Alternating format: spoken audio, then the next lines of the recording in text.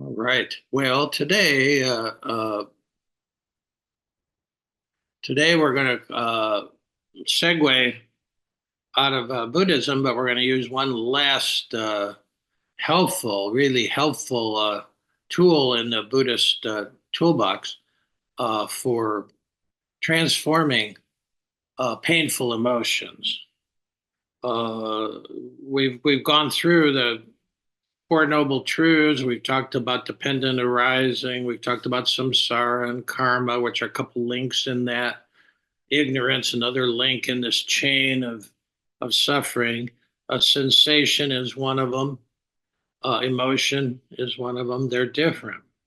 Uh, and just as we've talked yeah, before more than once about the difference between uh, belief and faith, there is two words that are used interchangeably, and that causes, it sort of muddies the water. And the Buddha makes a difference between feeling and emotion. And so I want to start with that. I want to clear up that, and that's helpful from our Buddhist bag of tricks and our Buddhist toolkit, and then we'll work on how we transform painful emotions. We'll just get some hints from the Buddha. Um, so first, feelings. When the Buddha talked about feelings as one of the 12 links, uh, feelings are sensational. In other words, they have to do with the five senses. And they fall into three categories. The Buddha's great, you can always follow Buddha by the numbers. So your sensations will either be pleasant, think a little positive, you have a pleasant sensation. Walking down the road today, even as cold as it was, I could smell a little bit of the honeysuckle that's still left over from the summer. It's pleasant to smell that. Unpleasant is the second type. When you come back and you have dog shit on your shoes, and you're smelling that, that's not great. And then it gets on the carpet, so that's unpleasant sensation. And then the third one, the Buddha always covered all the bases. It's just sort of neutral. It's not positive. It's not pleasant. It's not unpleasant. It's just sort of, and maybe for most of us, we're sort of in that kind of zone most of the time. Just sort of neutral. No positive charge to it of pleasantness, and no negative charge to it. We're talking about charges here: positive, negative, neutral, and that, and we'll elaborate on that. But and it happens all the time. We're always getting sensations from the body. I mean, it's having a body is a sensational operation, and to be in touch with your body, you're in touch with the sensational world. Okay, but it can come in as positive, well, something we really love and are drawn to, pause there and smell the honeysuckle. It could be negative, uh, unpleasant, or neutral. So that's feelings. That's what he called feelings, and they have to do with the five senses. When you get into emotion, then you're bringing in the world of thought. Sensations plus thought become emotions. And there's a lot more intricate thing he talks about here. But the thought is a key component. And we think of feelings as strictly like out of our control. Well, they are. All of a sudden your knee hurts. All of a sudden you have a headache. Uh, that's not under your control. How you respond to it is, but things just come. Things come. Uh, but emotions are also really not to be controlled. We're trying to get out of the control. We're trying to. The Buddha will give you another way to approach this. So emotions are like oftentimes start with a sensation, and then when a thought comes with it, then you're into an emotion. For example, you got a headache. You wake up with a headache. That's a sensation. That's coming. You just have this feeling of throbbing or lightheaded, foggy, whatever. You have a headache. So that starts with sensation. And then you have a thought. Maybe your father died of brain cancer. Maybe this is brain cancer. You have the thought, and then the emotion comes from. from that. Uh, so it's just, it happens so fast in less than a second. Something happened. I woke up a couple of days ago and my left knee really hurt. And I was thinking, oh shit, did I sleep wrong? Did I pull because I had both of them operated on. I have two titanium knees. I said, oh, at first I thought, oh, geez, maybe I uh, slept wrong and pull it out of whack or something. But then I just sort of just breathed and dropped that and said, just maybe it's just a night. And it did, after a few steps. And by the time I got in the kitchen to make coffee, it had disappeared. That's the thing about sensations. It's really the thing about emotions.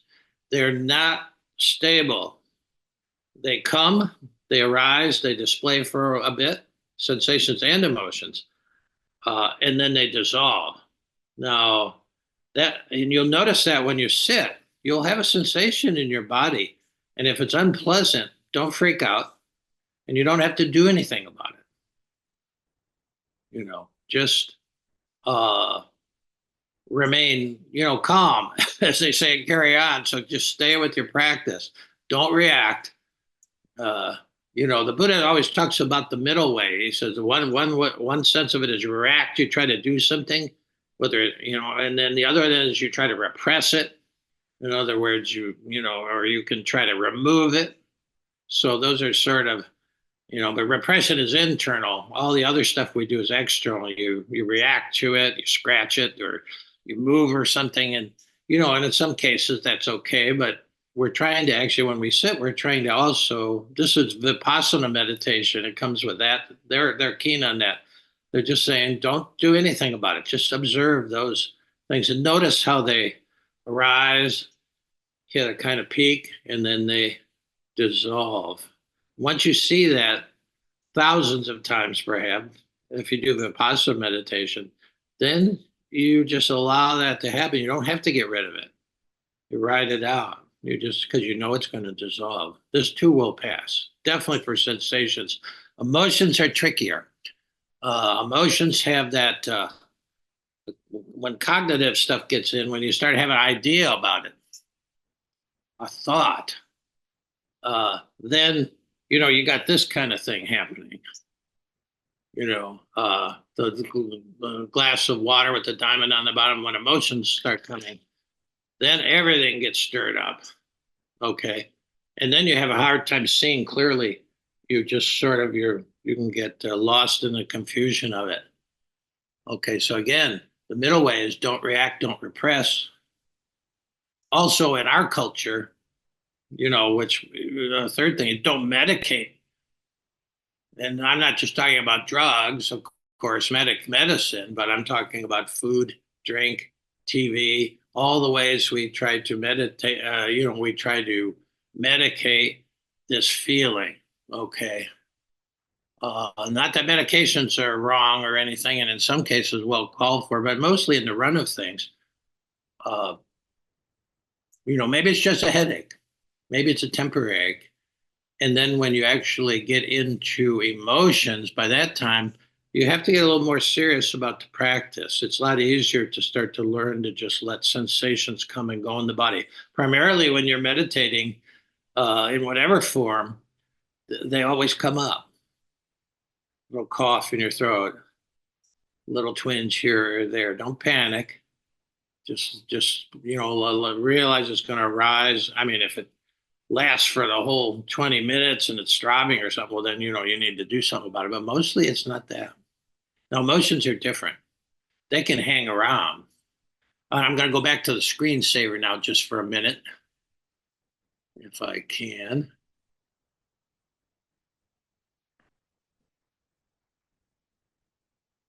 And, if you came in late, you might not have seen this particular screensaver. Yeah.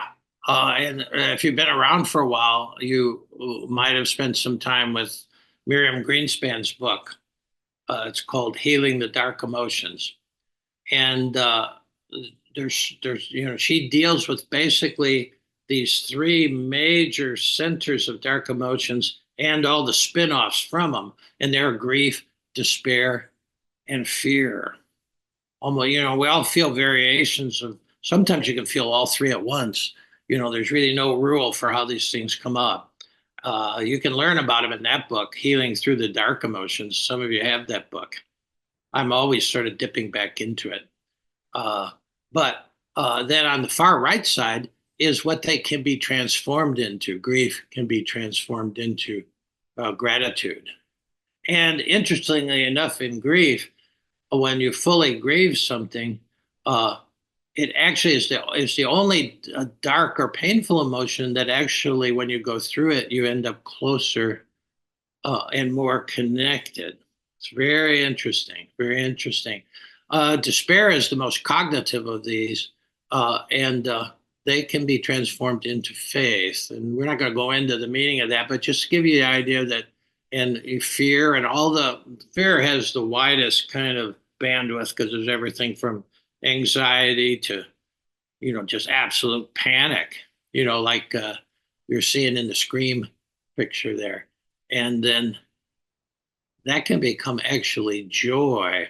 These states, they're not feelings so much. These states, gratitude, faith, joy, um, these are all what the Buddhists would call immeasurable states, boundless states. Uh, they're not limited, and they're not like things you actually can force. They're just waiting for you as you go through this transformation. And now, interestingly enough, the image we're using in the middle, the transformative power, is a sense of going um, into the meditative mode. And whatever form of meditation that you have, hopefully you're starting to work on practicing uh, meditation in some form. I do centering prayer. You might do a Zen. You might do a Vipassana. You might do Tibetan meditation. You might just, if you're a total master, you just sit. You just sit. You don't need any technique. Well, I need a little bit of technique.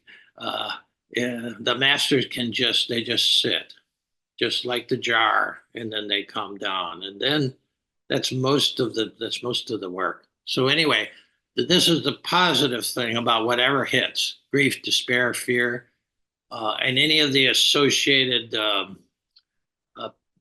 emotions that are born of those three major ones. Uh, yeah, yeah. You can transform them all, and the central image is the image of transformation. It's like a cauldron. You could say the whole overall picture is the heart, and then in the heart, if you go down to the center of the heart, is what they have different names for what is there. God, uh, the various names of God, or grace, as I like to call it. Well, all right. It just gives you a picture of the possibilities. I mean, who would you rather be? The guy in the Scream? I was there yesterday. As a matter of fact, when Notre Dame got beat by Northern Illinois, I was totally there, the fourth quarter, totally there, and came out of it with a good mix of grief, you know, uh, and but I knew what to do with it. Any of these things can hang over for up to a day, a week, a year, decades of your life spent in these things. If you don't know what to do with it, a lot of time spent there. A lot of time spent there. If you know what to do with it, and you learn something. We're going to get some help from uh, the Sufi master that most of you know, because this is a famous poem by Rumi, and it'll be in the Monday mail out with a few notes on it, because this is for a lot of people who aren't at today's session. It helps to have a few notes about the key terms. Most of you know this poem, but the Sufis, they were the masters at working, especially with grief, but of all the emotions. This is a spiritual practice. If you actually memorize this poem, don't memorize it, actually learn it by heart, you're ready for these experiences. Rumi says, this is Coleman Barks's a version of it. Uh, his rendering. This being human is a guest house. Every morning, a new arrival. Yes. Yeah. And if you're human, you know this. You go to bed feeling great and you wake up in the morning and something's there. This being human is a guest house. Every morning, a new arrival, a joy, a depression, a meanness, some momentary awareness comes as an unexpected visitor. Welcome and entertain them all. Even if there's a crowd of sorrows who violently sweep your house empty of its furniture, still treat each guest honorably. He may be clearing you out for some new delight. The dark thought, the shame, the malice. Meet them at the door laughing and invite them in. Be grateful for whoever comes because each has been sent as a guide from beyond. Yeah, it's an amazing poem. This is a whole spiritual practice in one poem. How to deal with these guests that just show up. You know, there's a lot of ways you can deal with um, shame, malice. These are some heavy, dark emotions, grief.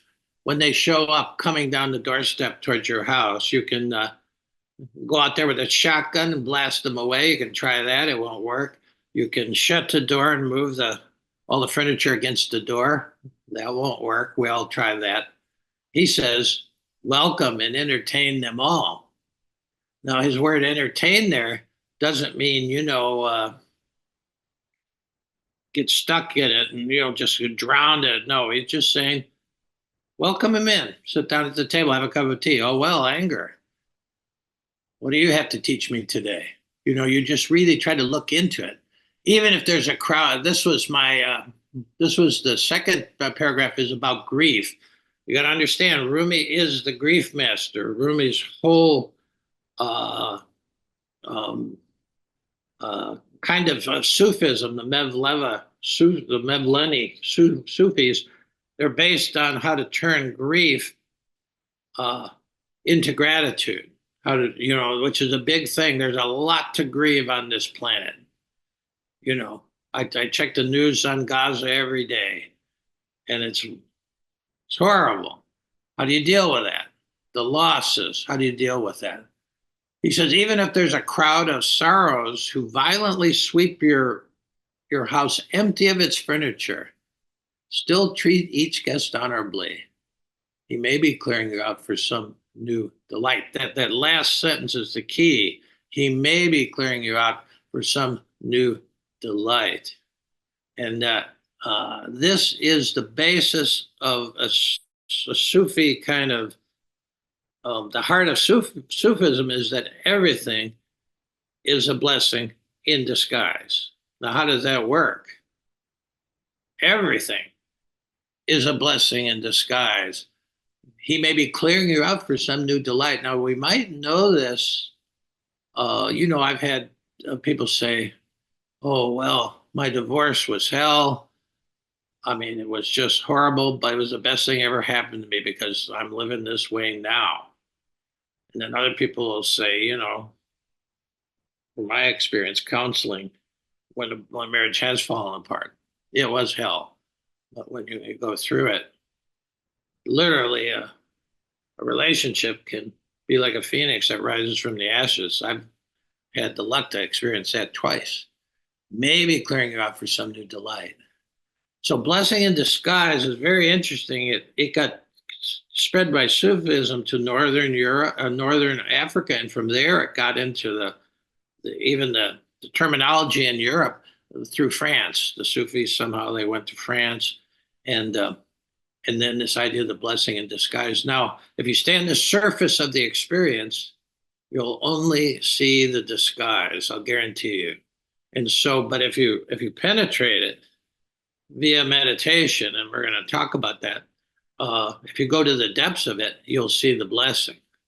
But if there's no penetration, in other words, if there's no meditation or contemplative skill to hang with it, you have to welcome and embrace what's going on. That's what I meant in the last poem when I said, moment by moment, yes, we say yes to grace, especially when it's something awful, much more serious than losing a football game, when your marriage is falling apart, or when you get a diagnosis for a serious illness. Okay. So the middle way is to welcome, embrace with equanimity and awareness. Equanimity is another, it's not a familiar word for Westerners, but the Buddhists all know about it. Equanimity is it's like the great surfers who ride the waves. They want the biggest waves. That's why they go to Tahiti or Maui or wherever they go. Australia, they go to get the biggest waves because you learn how to actually ride these waves and become a great surfer by riding the biggest waves. Maybe you don't start with the big ones, but more and more you hone your skills. And it is like that. Equanimity means you can't control the waves, but you can learn to surf them. So you can't control your emotions. I repress my emotions for most of my life because I felt like, I want to control everything, and this is an uncontrollable thing. So had this idea that I could repress it and get it out of consciousness, and then I'd be fine.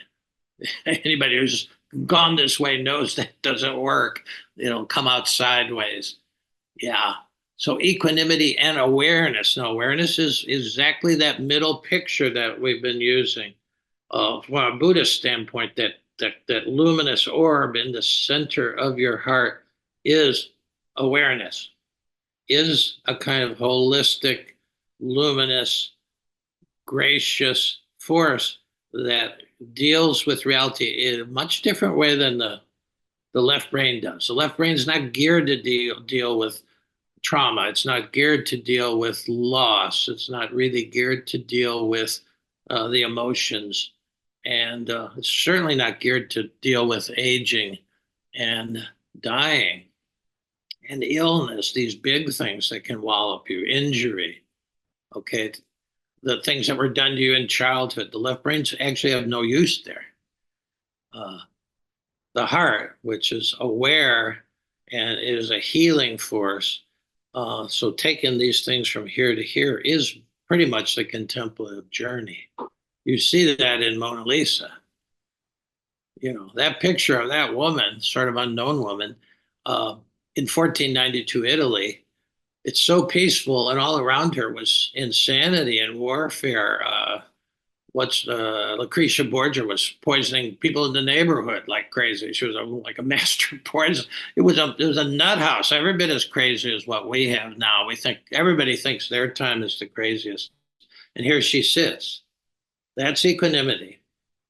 That's all the boundless virtues: peace, compassion, wisdom, and that's possible for everybody. That's what we really yearn for. I think that's why people go to see this small little picture of her in the Louvre, because it just shows you the potential. But you do need some practices. And so just the idea that you don't react. And when you're in a reaction, you're in the ego. Just know that. Right away, that's a spiritual practice right there when you see you're reacting. And everybody does it. All of a sudden, you know. And then the question is, how long does it take you to realize, okay, I'm in reaction here. I'm just in my ego. I've got to settle down. I've got to go deeper. What you get when you're deeper is a response, if one's necessary. There's a world of difference between a reaction and a response. And in some cases, there's no response needed at all. You don't have to send that email. Okay. You don't have to stir up the situation, you see. So, Rumi was a 13th century Islamic mystic. The Sufis are the mystic wing. And there's lots of different, there's silent Sufis, there's his were the whirling guys because he had so much grief. He was in the mosque and he just held onto one of the big pillars and whirled around it, just holding onto the pillar. It gave him some relief. And as he whirled around the pillar, things came to him. He would shout them out. And there was a couple of scribes writing it all down. Rumi didn't write much of anything. He just, scribes were always following him around, right? He's in the market and he says something profound. They're writing it down. Thank goodness. But that's spinning, and that's why these guys whirl. That's his group of Sufis. But there's silent Sufis, and then there's other kinds of sects, just like there's different kinds of Christians or Buddhists. You see, uh, but he was the guys who whirl. They have to keep their attention on the heart. If they don't, they fall down. They get dizzy. You see, if they're top heavy, if they even start thinking for a minute and they lose, this is the focal point. I was once saw some whirling dervishes in Lexington, and one of the guys hit the deck in the middle of one of the whirls, and then a couple of other Sufis came and dragged the guy up by the feet. And then the next day, they sent out an email to everybody who bought tickets saying they apologized. They said he was a novice. He lost his focus on the heart. They said maybe he was ill. They weren't sure. Yeah. But the key thing is the ending of that. He says, be grateful for whoever comes, whatever emotion arises, because each has been sent as a guide from beyond. And that, that's a certain point of view.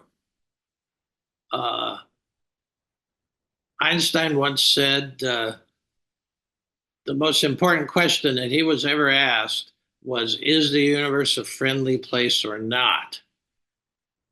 And he said, based on your answer, yes or no, uh, your life goes in a certain direction in this life. And his answer was yes, even though, I mean, mine is true. Practice has brought me to that. That doesn't mean, the Sufis would say yes too, because they would say the the universe is full of grace, barakah in Islam, barakah, Barack Obama. His name meant grace. So a certain amount of the belief that it's grace. You can't prove either one, but we all have that view. We've all answered that question with the way we're living. Is the universe a friendly place or not? We could say, well, look at Gaza. How friendly is that? Well, yeah. Sometimes it shows up as very fierce and the confusion. The people dropping the bombs, the people supplying the bombs. Confusion there. Ignorance can shake up the jar and you can do harmful things, but primarily grace is available 24/7, 365. If you believe, that's just the view of the universe. You can't prove it, but at some point you're living on one side of that decision tree or not, a yes or no.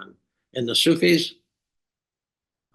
most contemplative traditions, when you do the work, when you come to that thing that's inside of us, which is just a luminous, tender, uh,